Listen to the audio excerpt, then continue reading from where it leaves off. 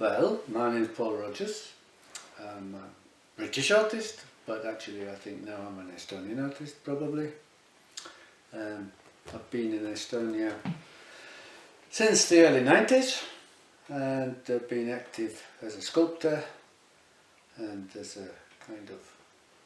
I don't say that I'm a curator of exhibitions. I would rather say I'm a catalyst for other artists to do something, really. So I organise exhibitions sometimes, yeah.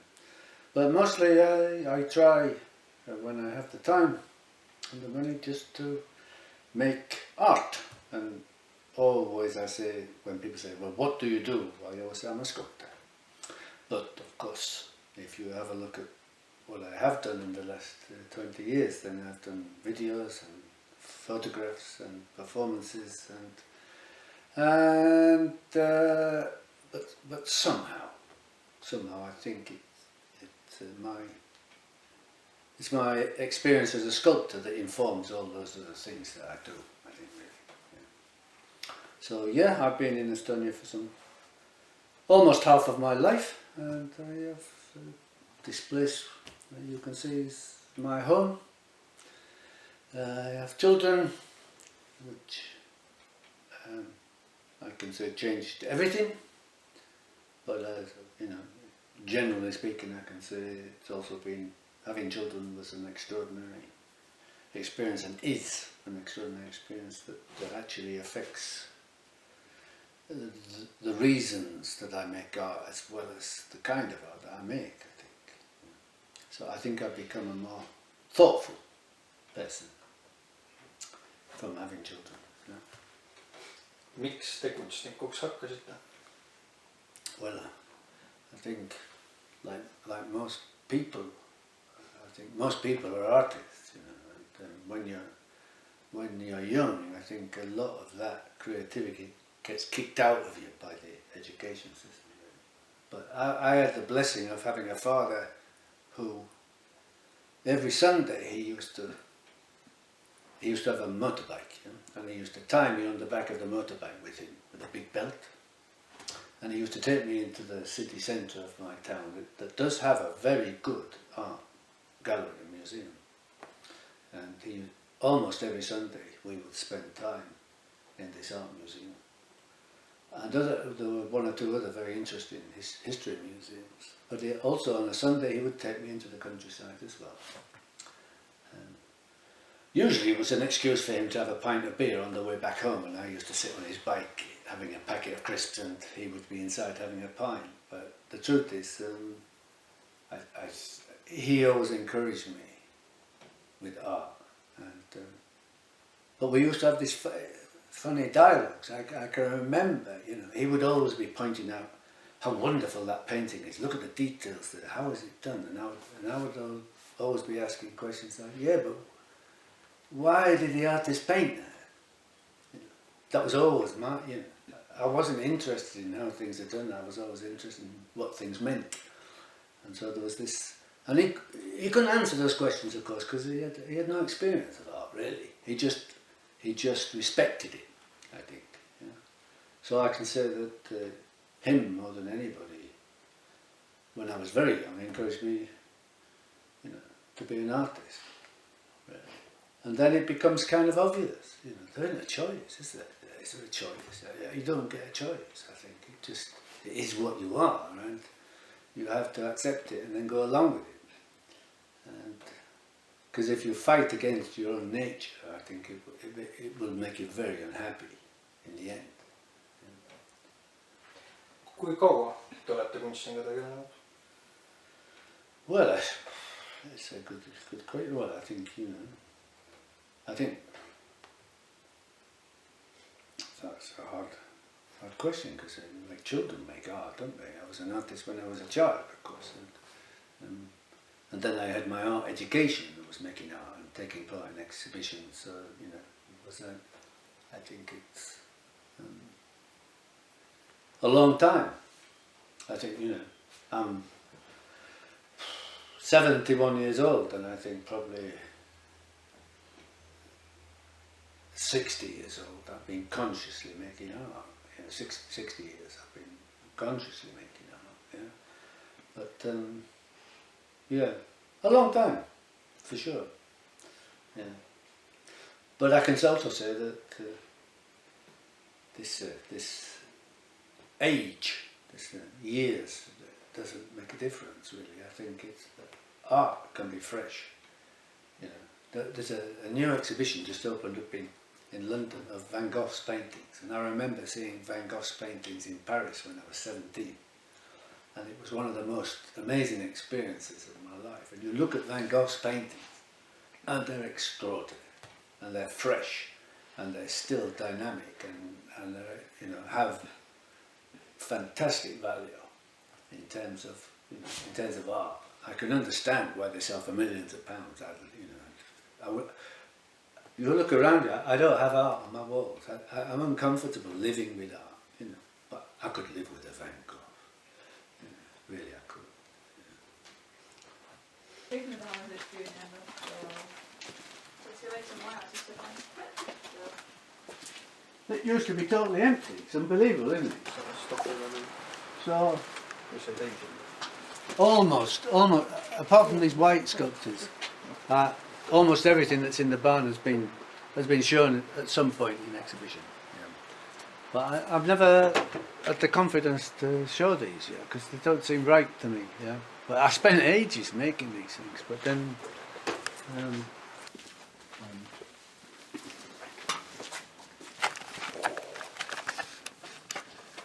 They're all dead bees, and they sit on top of an ocean of wax that is on top of a bee's hive.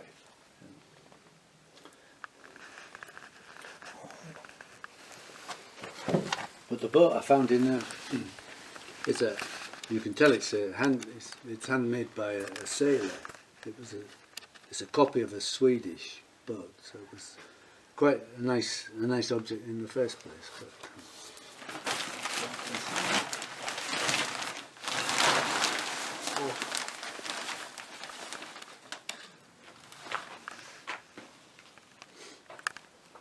it was. Now it's. I made it for this thing, an exhibition. I think. I can't remember who did it, but it was an exhibition about freedom, and I did a bed of nails, but they were all rusted in different conditions. I kind of had some were really rusty and some were not, and it was broken down into different demographics in Estonia. So it was called a demographic bed of nails. So you know, most of them were just rusty Estonian nails, and then there were a few Russian ones, and then a few Estonian ones, and one English one, and kind of thing like that. It was connected with integration, actually. So this was one of the works that was at Tartu Museum 2 years ago now already. Time flies, doesn't it?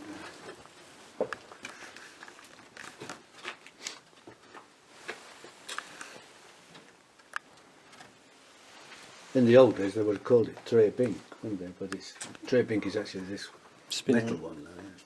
No puuträbänk on ka. Yeah. But these were all connected with. These are what we would call divining rods in English. Yeah, so for finding water. Oh, okay. And so I played around with this idea about divining work because of the workbench. It was all connected with nature as well. There was this photograph of a beaver's dam. There was a beaver's dam in the dike not far from here. And me and Dan and Jules one day we went and built a beaver's dam of our own because the farmer had come and taken away the beaver's dam. So we rebuilt it, but with books. Yeah. God knows what the farmer thought when he came back and cleaned it again. He thought, God, these beavers are clever, yeah? These are older works. It's kind of flying monster. It's to do with scent and perfume, really. And this, I wonder if it will go. I can maybe try and connect it up. But here we've got, this is a work I did with, a very old work that we did with Anna Daniela. It actually goes round with the flashing lights and got some nice music to go. It's actually a working carousel. Yeah. Yeah. Oh, skulls. With goats. The goats, yeah. See pealluuga. We had a neighbour, he's dead now, but there was a neighbour who kept sheep and goats, and yeah, I went with him one day to kill the goats as well. That was an experience. He was wonderful. This neighbour, you know, you see all this factory farming and stuff, and then when you see a local guy, and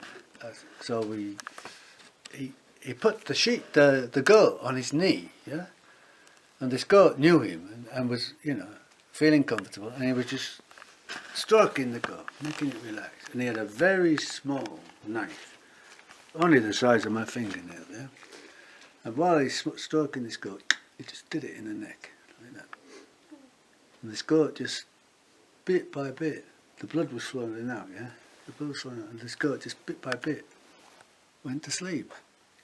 It was beautiful to watch. You know, that's, if you're going to eat meat, that's the way it should be done. You know, yeah. He was a nice man. The farmer was a crazy guy. It's like a facade of a shop. Yeah. This is the entrance, the doorway, quite a big doorway, and the window, and it's going to be a bootmaker's shop. Yeah. But it's all going to be covered in the gold leaf that she put on the boots. The whole of the shop front's going to be covered in that, and then I'm playing around with this idea of the way that war is just a business, you know, and this is a memory of mine from a bootmaker who used to make wooden boots. It was traditional footwear when I was a kid, yeah. So there's this kind of link between war and work, and war and work, and war and work, and war and work. Connected with that somehow. I haven't worked it all out yet. So I do this sketch all the time, not to share really, but because I think it's a good process. It's a way of, I don't know, it's another kind of meditation. I don't think very much when I'm doing these, I just do them, you know. And sometimes I don't even know where to begin, so I have this trick, I'm right-handed, but if I don't know what to do, I put the pencil in my left hand and then go at it. And you can always get started that way. It's a useful technique if you're stuck about, you know, knowing what to do and say. mis on plussid ja miinused kas siis palju vanemas või palju nooremas eas kunstnik olemises? I think it depends on the individual, doesn't it? You know, really. I think getting older has given me a bit more patience, perhaps. Yeah. But otherwise, I think there are different pluses, aren't there? You know, when you're young, you have that energy and dynamics, and hopefully, when you're young, if you're not afraid of making mistakes, then it's a really good time to be, of course. You know. When you get older, like me, you don't care if you make mistakes anyway. Yeah? I mean, I think that. But sometimes I think.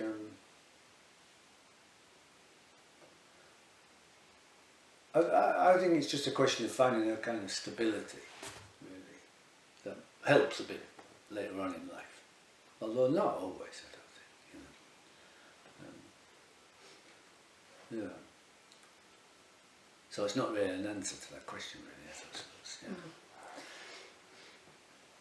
Yeah. Aga miks Eesti? Miks te otsustasite Eestisse tulla ja jääda ka? No, the staying is always easy. Everybody always stays for love. It's as simple as that. That's the way it works. You know? I mean, people will say, well, I stayed because I had these materials and I had this good studio. But the truth is, you stay in a place because of people that you love. And that's the real reason I stayed. But the reason I came, of course, as I said earlier, was because there was this period, this new period of Estonian independence, and I was organising and running an artist cooperative, and I kind of persuaded everybody that it would be a good idea to have some kind of exchange program with Eastern European artists, and Estonia became the place that we chose simply because it was the most unknown, really, and so we saw it as being a learning process coming here, really. Yeah. So yeah, but also, I mean, the 90s, of course, was an extraordinary time here in Estonia, and positive, and to work as an artist at that time in Estonia was really good, you know. And all these site-specific projects that we did, and all the people that were experimenting, and I think this absolutely optimism that existed in Estonian society couldn't help but seduce you to want to stay here. It was an extraordinary time. Kust te saate oma materjale üldiselt ja veel erilised materjalid nagu luud ja kolbad ja nahk? Yeah. Well, it depends. When I was younger, working in Norwich, I did a lot of wood carvings, and that was because there was this period around Europe when we had this Dutch elm disease. Elm is this, in Estonian, jalakas, yeah? And there was a lot of trees came down, and I was just given materials. And, you know, if somebody comes and says, here's 5 tons of wood, do something. You know? I did, but nowadays I tend to, and if it's site specific, then if there's an opportunity to do things site specifically, then it's a different story. I think you look around and find what's there. At the moment, because of the way I'm working, I'm choosing the materials I need and I go out and buy them, you know, mostly. But I think usually I'm quite good at improvising, really, with what is available. You know. I wouldn't, you know, like some people say, I'm a stone carver, I'm a wood carver, you know, I'm a working bronze. I work with rubbish mostly, I think, you know. Mostly stuff that I just put together. There's a nice word, it's a French word that I read in an essay somewhere, a bricoleur. Somebody puts things together. Yeah, and it's a kind of, you can be a builder and be a bricoleur. I've had a lot of work experience being a builder in Great Britain. I built houses, repaired church roofs and stuff like that. And that's why I'm really good at repairing things as well. And I can do electricity and water pipes, all of that stuff. You know. But yeah, I think this word bricoleur, I think actually suits me quite well. I think, you know, it sounds like you're putting bricks together. Aga vaheküsimus, kas te olete kunagi ka inimeseluid kasutanud mõnes töös? Yeah. I mean, I did this in Rakvere. The Estonian Energies is me and Jan Toomik and Jüri Oiva. And to begin with, it was Jan Pavle. Yeah, and we had collectively this group, Estonian Energies. And we had our first exhibition in Rakvere, in what was then the Natural History Museum in Rakvere. And I was thinking about doing things and themes about Estonian agriculture, because in the 90s it seemed to me like you could see that agriculture was just going to be taken over by big business. All these small farms, they couldn't possibly survive in the capitalist world. You know? And I wanted to make some kind of comment about that. And but the guy, Ted Vesbach, who also organised that exhibition, he was working in Rakvere, and there was a cellar. The museum had a cellar, and in that cellar there was all sorts of different bones that had never been used in exhibitions, never been sorted through and categorised and stuff like that. The cellar was just full of bloody bones. So I sifted through them, and I had more or less a skeleton, but no skull. So I put an advertisement in a newspaper in Tallinn saying, skull needed, open to offers. Yeah. And somebody translated it into Estonian for me. Yeah.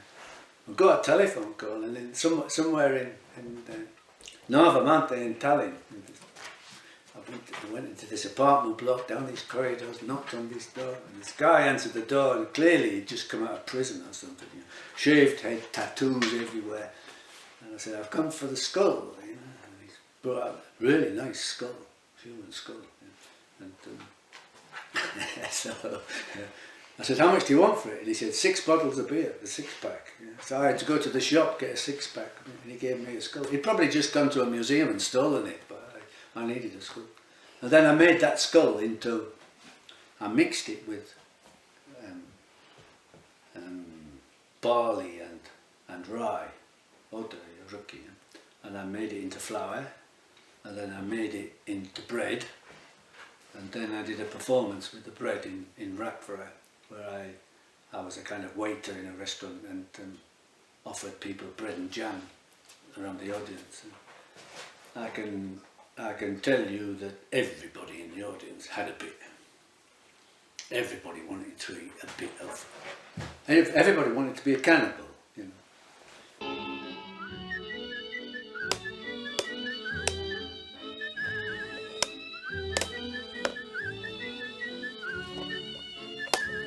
He'll patch up your troubles and go on his way singing toodaloo-a-loo-a toodalay, toodaloo-a-loo-a toodalay. Any umbrellas, 2 men today. Any umbrellas, 2 men today. He'll patch up your troubles and go on his way singing toodaloo-a-loo-a toodalay.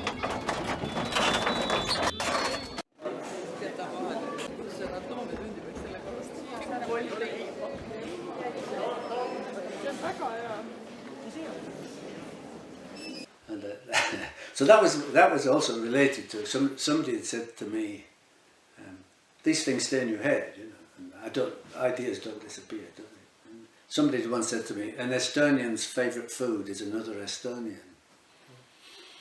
And so it was kind of connected with that, really. Yeah, I still got a bit of bread, but you can't try it, it's in the frame.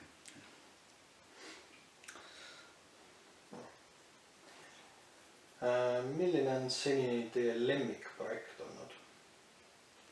It's a good question. I think the things that we did for Gooseflesh, Knock, those projects that we did, they were extraordinary, really. So collectively, but they were big, you know, they were big events with maybe 30 different artists from all over the world. But some of those were extraordinary, and people don't know about them, which is odd, you know. Not odd, it's a bit sad, but we never had the money, you know. We were always working on a shoestring, almost no support financially. If it hadn't been for our friend Jan Manitsky in Viinistö, it would have never happened either, really. I think he was so, not financially supportive, but he offered all sorts of possibilities for us. So he was very, very helpful. The project in Tartu, in the Vana Anatomicum, that was an extraordinary event, really was. There's been lots, I can't really compare the things that I've kind of organised and been involved with, yeah. My own personal exhibitions, I think, yeah, it's difficult to say, I think. Yeah, I don't know, I think whatever I'm working on at the moment is the best, you know, it has to be. You know. Te olete õpetanud ka EKA-s, aga nüüd inglise keele õpetajana. Et miks või kuidas sattus, et kunstiloome kõrvalt inglise keele õpetajaks hakata ja kas see ise on ka teie loomingut mõjutanud? Ei, ma ei usu seda, see on lihtsalt töö.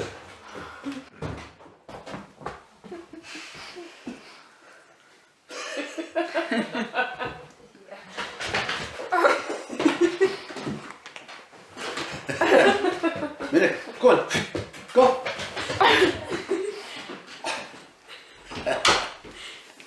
So, yeah. No, this teaching English is something I can just do and switch off. I mean, I know when I come home sometimes I have work to mark and stuff, but it's something I can just switch off. So, it takes energy though, and sometimes you know, in the middle of the day you think, yeah, well, I'll get home and I'll do this and I'll do that, and then you get home and you just glass of wine and that's it. You know. But no, the advantages of being a teacher in Estonia is we have these long summer holidays, and that you know, that's the trade-off, really. I mean, I could probably have had a job with more salary somewhere else, yeah, but certainly not teaching in Eka. I mean, I think the salaries for teachers in the academy are awful, and it's very close. So it's just convenient to be an English teacher for me, really. That's all. I only do it for the money, but it does take energy, that's for sure. But the only way you can do that is you have to try and, you know, make the best out of a bad situation. I always try and have fun at school.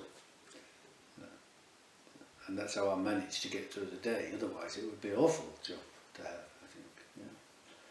But the freedom it gives you to this period in the summertime, you know. Teachers in England get 4 weeks holiday, you know. And when I was in England I swore I would never ever become a teacher. And then I come to Estonia, of course, and do it. But we have the nice long holidays, you know. But I don't think it helps. Being a teacher doesn't help you being an artist at all. Not in any way whatsoever. If anything, it just eats away on your energy. I wouldn't recommend it to anybody. Okay. Not to do in parallel. To try to be, you know, it takes a lot of energy, and not so many people have that energy and discipline. I think, you know. Most of my friends say, "How do you do it?" That would have killed them years ago. You know, what on earth? How on earth do you manage to do all of that? Never had a job in there. You know, I've got friends that don't even know how to use the washing machine, for Christ's sake. Never mind do a job parallel to their art, like, you know, they're hopeless. Kunsti nüüd üldiselt tehes, milliseid teemasid teile meeldib käsitleda? Yeah, I don't know if it... I can't say that I like dealing with some themes, but I think a lot of the things that come out in what I do and what I actually make are to do with what's happening around us, and they quite often have some kind of social comment or political comment, really, or maybe just existential kind of statement to make. And it at first glance, or when I think about it, I don't have this program of themes that I'm going to work on, and yet, nevertheless, afterwards, I quite often find that what I've done is related. Yeah. But it's only looking back after the production that I realise these relationships that have come out quite often. I allow myself that a kind of freedom, really, into pursuing ideas that come. Some ideas are old ideas that I'm only dealing with now. Some are totally fresh. Some ideas wait for the right moment. You know, some ideas it's stupid to push if the time isn't right for them. You know, and that's one of the good things about getting a bit older, is you recognise when something needs a bit more time. I think that's just experience. You know, but I think in terms of, I suppose other people might say I have this, you know, I have themes. My work is always about something. It's about something. I'm not an abstract artist. There's always some kind of metaphor quite often, or some kind of statement, really. But I kind of also, I think the thing that connects me with, like, Tomik and Oyeva, is that we have this very similar kind of sense of humour, and I think actually that's an important part. If you have it, you should use it, you know. Because I actually think that it's a good, humour is a really good tool to make connections with people, and I think if you're making work that's sometimes a bit funny or eccentric or something, I think it's actually kind of a useful device to use. But themes, I think they're kind of universal themes, really, that I think most artists deal with, really. in the end. Yeah. More serious artists anyway. Yeah.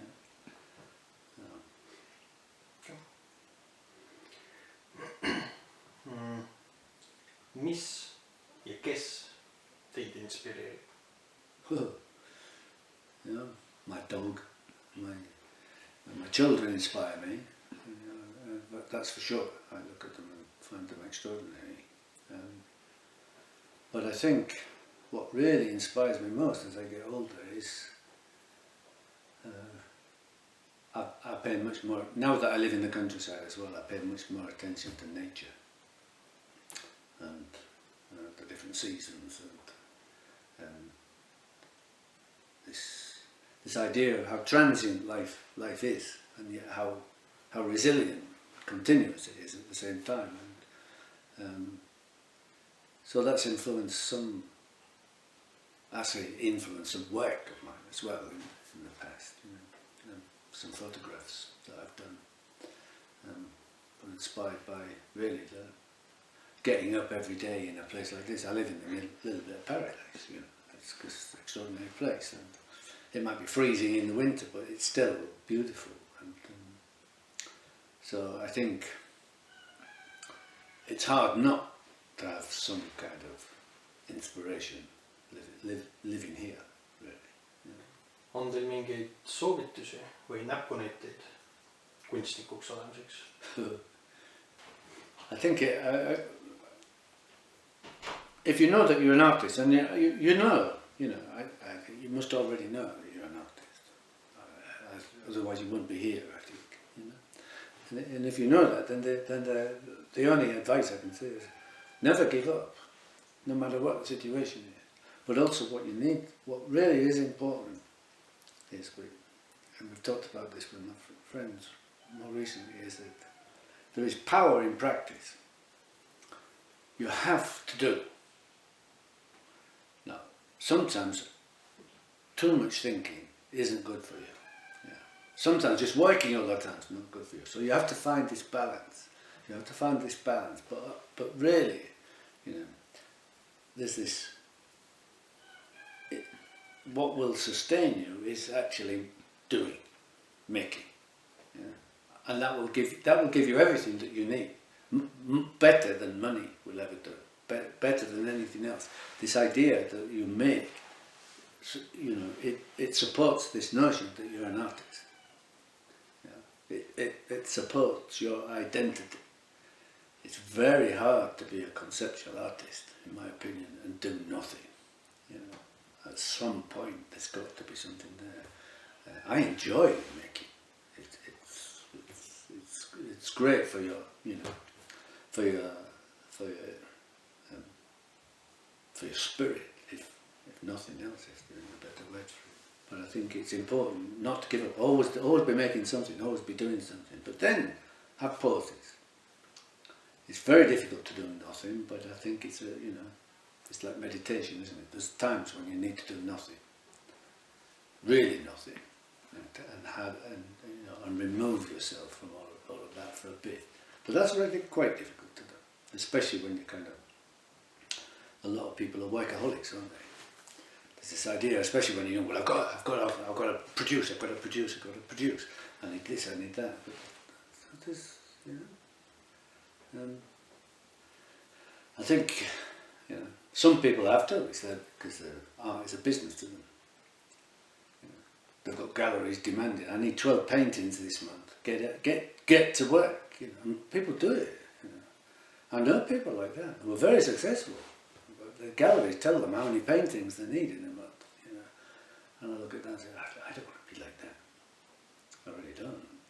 But the idea of producing work that you want to produce, that nobody's forcing you to. It's a kind of, it's a luxury, isn't it? It's a nice way to be, of course. Kuidas on teie looming kõikide aastate jooksul muutunud? I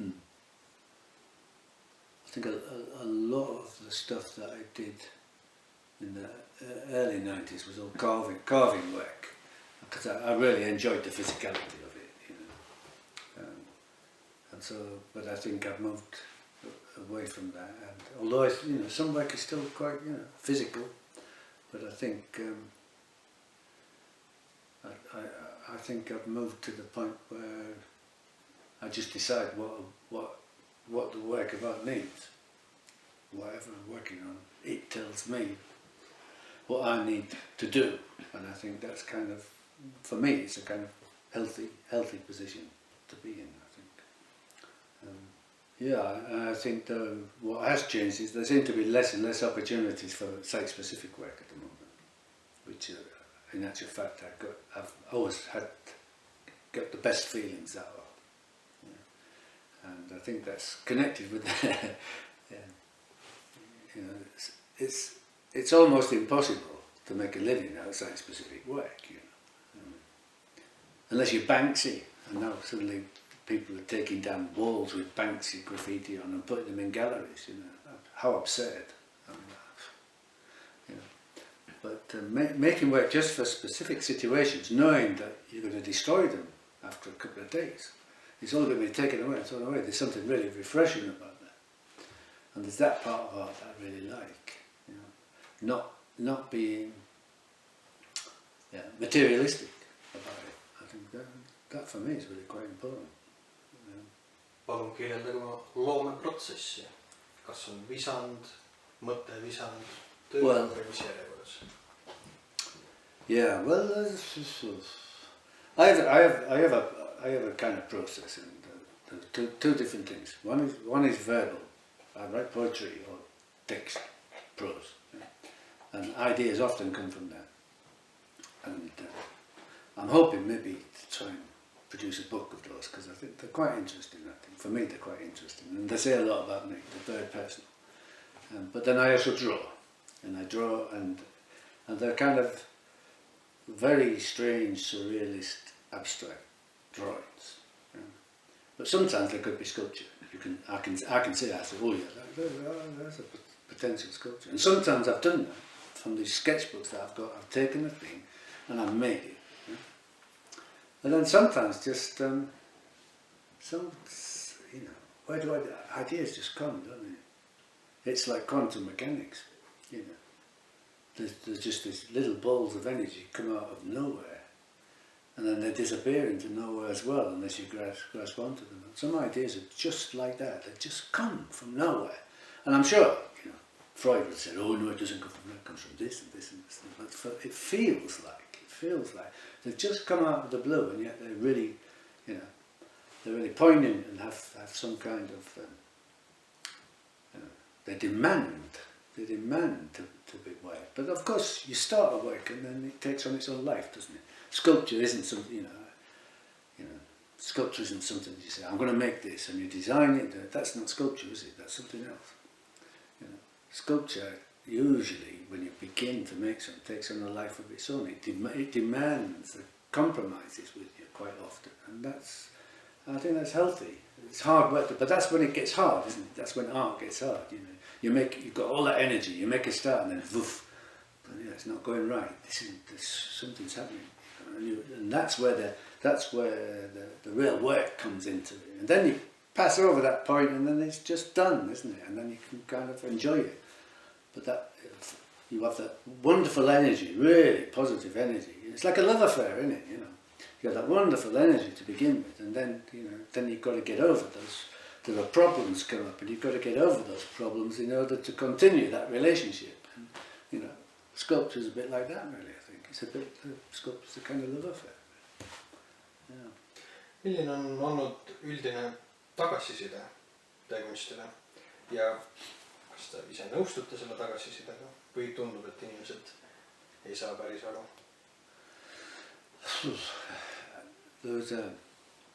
I think there is this tendency in Estonian not to be critical. What you tend to get in things like, you know, these essays in Sirp and other cultural publications is descriptions of people's work, not real criticism. It's such a small society in Estonia that actually people are afraid to be critical. I don't know. I've done lots of exhibitions and there's been no response at all. No criticism, no articles, no nothing. Yeah. And so it's a bit sad, really. so you never really know. But I mean, I don't worry about it. You know. I think occasionally people have said really good things about my work, and very occasionally people have shown an insight into the work that I haven't noticed. And that's what you really need. That's really what you need from people. If you know, that kind of criticism is what's needed. Yeah, I think that's what criticism should be, really. But of course, also, you know, I'm not flavour of the day. I mean, there's this tendency to political correctness in Estonia, in the work that's produced, and the work that's focused on and written about, you know, which I think is, you know, was maybe necessary for a period of time, but I think it's, you know, it's time to be a bit more bohemian. You know, the old bohemians in Estonia have all died out of that generation, and what we have now, what we're producing, is kind of like research students. Art has to be research. It has to, you know, it has to be informed. Yeah, you know, and I look at that and say, what happened to intuition? Yeah. What happened to emotion? All of those things seem to be disappearing out of art, and you know, that's a dangerous tendency. You know. And so I think there's a kind of a tendency to over-philosophize a lot of stuff, really. But there's a lot of people who have a vested interest in doing that. You know, museum curators and stuff. They want to keep their jobs. They all, you know, they're always making statements. They're always making essays. They're always writing catalogues. None of them ever turn around and say, "Sorry, I was wrong. That artist's shit. We should never have bought their work. Let's get rid of it from the museum." They can't possibly do that. Yeah? They're always right. They've always made the right decision, and they have a belief in it. You know, and I think it's about time that they had an overview of what their actions have been in the past, and admit. But it's connected with the art market as well. You know, the art market and museums and stuff. They've got a vested interest in supporting each other. Otherwise, you know, those huge amounts of money that have been spent on art around the world, you know, all of that comes into question. So nobody ever admits, "Oh yeah, that's crap." You know. But I look around and say, "Well, there's a lot of that's crap, isn't it?" You know. And if somebody says my work's crap, I say, "Well, it's your opinion, okay." You know, nobody buys it anyway.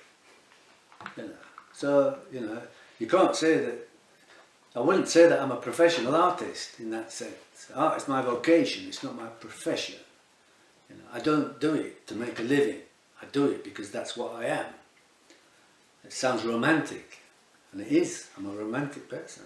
You know, I make art because that's what I need to do. kuidas saaks teha midagi enda karjääris teisiti, mis see oleks? No, I think life would have been different if I'd have been somewhere else. If I'd have gone to America, maybe, or, you know, but maybe I wouldn't have ended up being an artist. You never know. Is it? I don't think it's a. I think not getting married, not having children, all those kind of things could make life different for you as an artist. But that's kind of like not sensible, you know, to consider. I think if I'd ever had the possibility to go to art school when I was younger, it would have helped a bit. I wasted quite a few years. Well, not wasted, but there was quite a long period of my life when I was just working for money in offices, doing building work, all that stuff before I went and took academic training. Yeah, and I think those, you know, I was just an alcoholic in those days. I think, you know, I mean, I was still making art, but mostly I think I was just drinking life away, and it was only a bit later that. So yeah, I think if I'd have had the structure of being able to go to university, even not to be an artist, maybe to study philosophy or something, or literature, you know, I think that would have been a great advantage. But if you're poor, you're poor. It's the end of the story. You know. So I don't regret it. there are no regrets there. I think all of that stuff makes me what I am. I think. I mean, all that work that I did in offices, for instance, I'm brilliant at writing letters. I mean, formal letters, reports, asking for money, all of that kind of stuff, I can do freely, without even having to think about it. It's easy to put together for me. Some people panic when they've got to make an application to the Sculptor capital. But all of that stuff I learned when I was young, in offices and stuff. So all of that experience of life, comes in handy later on, doesn't it? Mis on materjal, millega te pole veel töötanud ja tahaksite töötada? I really like marble. And I think there's possibilities still to do kind of like contemporary work with marble. But you've got this hangover with this, it has these cultural ties with, traditional history and the history of art and stuff, which is very difficult to break out of. If you make anything in marble, suddenly you're being compared and contrasted with, the 16th century art in Italy, but I still think it has this wonderful quality about it. But it's very expensive, of course. And these days people don't work it themselves. They get a maquette and they send it to China and it comes back ready-made for you. And you look at it and say, what a lot of shit. It really is, mostly, and because it doesn't have that, I don't know, it doesn't have that touch. It really doesn't. If it's not being done by a real artist, it really doesn't. But other materials, I'm open to everything. And I think if I had more time, I'd be using more materials. I mean, I've got boxes of stuff in my bedroom and stuff, but only little things. The little things to play with. Yeah? But I think if I had more time, then there'd be stuff everywhere. When I was young, I once visited Henry Moore's studio. And it was a really nice experience. Of course, he was really rich at the end of his life, and huge, different studios out in the middle of a farm. He had one glass studio, like a huge greenhouse, where they used to use this penoplast to make forms and stuff. And then he had another studio for doing the bronze works, and another studio for stone. But he had one studio in which he just had loads of different things, little things that he put together with his hands, and they were really beautiful. Really, so that was the best room of the whole of the place, because all of this work showed you something about him, really personally.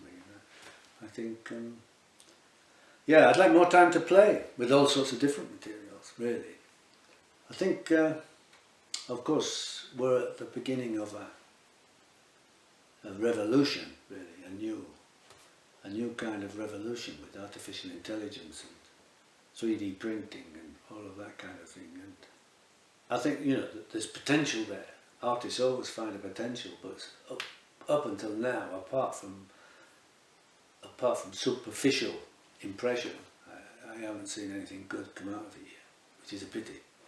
But I do believe that if artists can take control of it properly, so all these amazing, you can go to installations and see all this, artificial intelligence generated forms flying around and stuff, but it's still, it's circus, really, still. And I'm looking for something more than just this superficial glamour that quite a lot of, rich artists make, I think. Milliseid materjale või vahendeid te enam ei tahaks kasutada, kindlasti? I hate fiberglass. Really, it's horrible. And even the results you get from it are horrible. I have used it, and I've tried using it in different ways and stuff, and I'm always disappointed by it. Always. I'm sure that, it's a material that's horrible to live with, it's horrible to work with, and I don't really like plastic. That's the truth. Yeah. But otherwise, most other things I've used. I've used penoplast, but only in the end, I also found that awful to work with, really. Yeah. kas soovite ise ka midagi lisada? Täitsa omalt poolt. No, I just think, you know, I have to tip my hat off to all of you for having decided to, you know, to be artists and to study art and to sit through, you know, 3 or 4 years of academy as well. It's not so easy. People think it's, you know, and it is fun as well, of course, I know, but it's not as easy as people imagine, you know.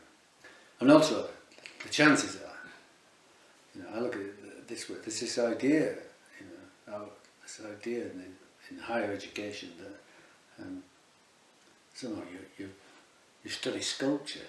I mean, what's the chance of you ever getting a job, making a living out of it, and you still choose to do it? You're crazy people.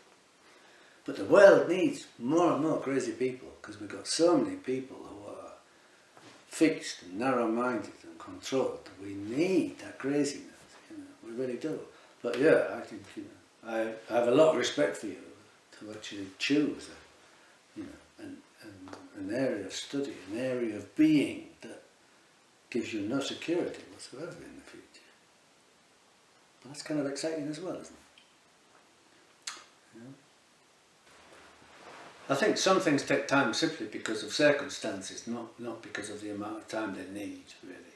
If all the conditions were right, I think most of the work that I've ever done I could probably do in a month, you know.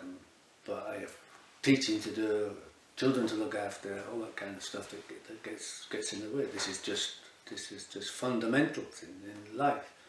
I think this the work that I did, this pawn shop, as in Bandimaya, you know, that I did when Putin first invaded the Crimea in 2014. That took a long time, but I think it was worth the effort I put in. There was a lot of little things and details of working on it that had to be done. And some things cast in iron, some things just put together, some materials collected, and then there was the shop front that had to be. I built it myself, and so practically, physically, it took quite a long time. No, a full summer. It took me a good 3 months, I think. Yeah. Bear in mind that I did everything myself, apart from actually I had some hearts that I cast in iron that I used within the installation, and I couldn't find anywhere to do it in Estonia. All these big companies that do cast iron weren't interested in a small project, so I had to get into contact with a foundry in England, and they did it for me. They sent me 2 copies. Yeah, they did it for free.